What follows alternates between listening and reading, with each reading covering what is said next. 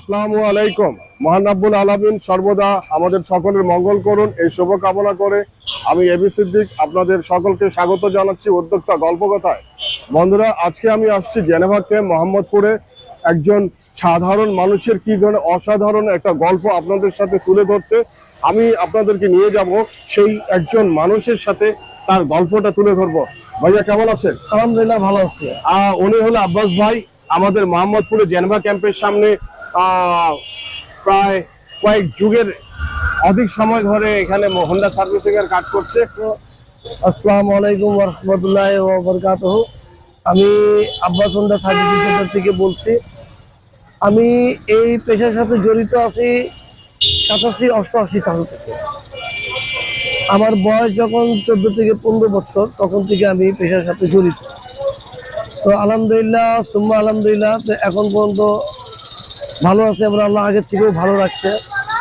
তো আমার বয়স হলো গিয়া, আমার জন্ম হইল গিয়া আপনার 73 সালে। আমি এই কাজে জড়িত হই 87-88 সালে।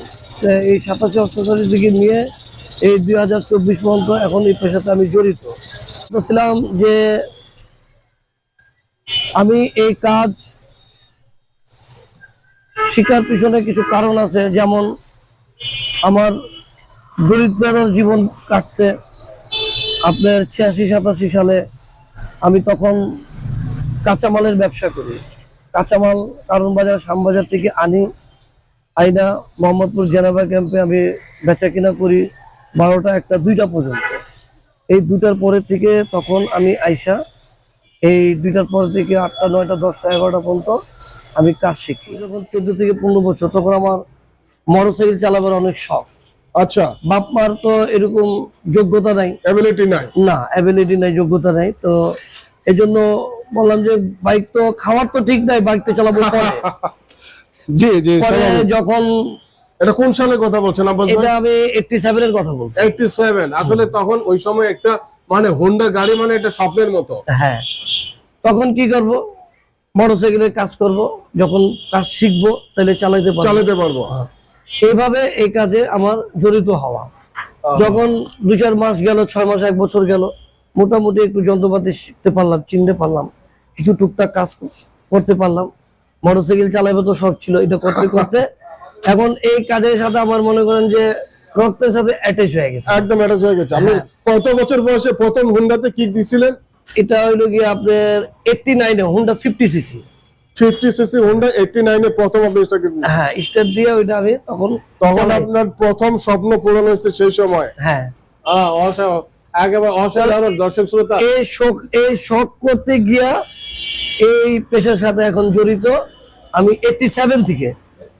আলহামদুলিল্লাহ সুম্মা আলহামদুলিল্লাহ, আল্লাহর দয়ায় কাজ শিখছি এবং সক্ষম হয়েছি। এখন কাজ করি আলহামদুলিল্লাহ, আগের থেকে অনেক ভালো। আল্লাহ আমাকে রাখছে, আল্লাহর কাছে লাখ কোটি শুকরিয়া। আমার এখানে আমি চেষ্টা করি, মেহনত করি যে কাজগুলো সৎভাবে করতে চাই, করি, এবং আল্লাহর দয়া যাতে আল্লাহ আমাকে সক্ষম করে, এটাই আমি চাই। সবার কাছে আমার এটাই কামনা, সবাই যাতে আমার জন্য দোয়া করে, যে সৎভাবে আমি কাজ করতে পারি, হালাল রুজি কামাইতে করতে পারি, এটা আমার চেষ্টা এবং মেহনত। তো আর কি বলবো, বলার তো ভাষা নেই। আল্লাহ যে এত ভালো রাখছে, আল্লাহর যত শুকরিয়া আদায় করি কম আছে। তো এভাবে প্রায় আজকে 35 বছর এই পেশার সাথে আমি জড়িত। এবং আল্লাহর রহমতে, আপনাদের দোয়ার বরকতে আমি গরিবের একটা সুনাম আছে। আমি গরিব হওয়া সত্ত্বেও হয়তো আমার কাজের একটা নৈতিকতা বা কম বেশি যেটা একটা কিছু আছে বিধায় অনেক লোক আছে আমার কাছে এবং সালাম দোয়া দেয়। আমার কাছে আন্তরিকভাবে খুব আমি খুশি হই যে এটা আল্লাহর রহমত, এটা আল্লাহর দয়া, যে দামি, কম দামি, বেশি দামি সব শ্রেণীর লোক আইসা সালাম দোয়া করে, খোঁজ খবর নেয়।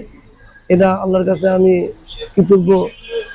আমি আল্লাহর কাছে শুকরিয়া আদায় করি যে আল্লাহ আমাকে এই স্থানে রাখছে। দুটানে কাম করতে যাচ্ছে 12-13 বছর হবে এই দুটানে। কত বয়স থেকে? এই সময় বয়স ছিল 11-12 বছর। আর অনেক কাম কাজ চলতে যে আব্বাস ভাই দুটানে। কয় ছেলে মেয়ে? আমার কোনো ছেলে মেয়ে নাই, আমি বিয়ে করি নাই। যদি এই পেশায় আপনি থাকেন তাহলে ভবিষ্যৎ কি?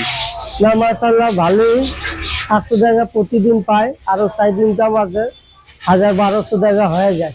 এই বাজারে 1200 তো 1000 টাকা দিয়ে কি সংসার চলে? হ্যাঁ চলে। যেহেতু সিঙ্গেল এখন চলে, ভবিষ্যতে কি ইয়ে আছে, স্বপ্ন আছে যে এই ব্যবসার ভবিষ্যতে তো আর সাথে কোনো স্বপ্ন নাই, এখন তো অনেক দেরি আছে, নিজের বিজনেস করবো হলো 10 বছর 5 বছর পরে।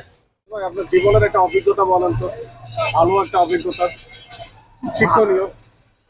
শিক্ষণীয় অভিজ্ঞতা বলতে কি, তো আমার ওস্তাদ যে ছিল মানে অনেক কঠোর ছিল।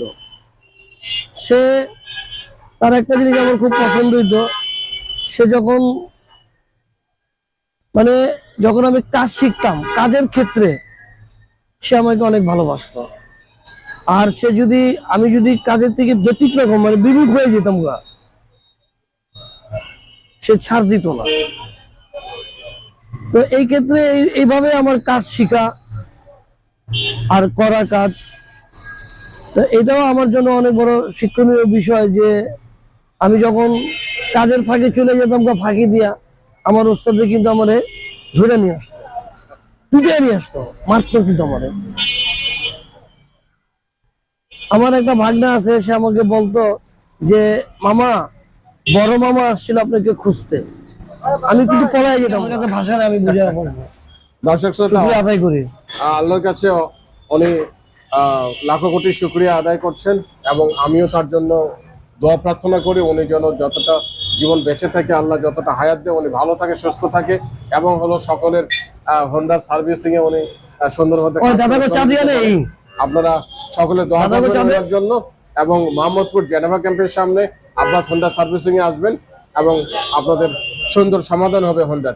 আজকে এই পর্যন্তই, আরেকদিন আরেকটা গল্প নিয়ে হাজির হব, অসাধারণ একটা গল্প নিয়ে হাজির হব। সাধারণ মানুষের কত সুন্দর অসাধারণ গল্প হয়, সেই বিষয়গুলো আপনাদের সাথে তুলে ধরবো। আজকে এই পর্যন্তই, আল্লাহ হাফিজ।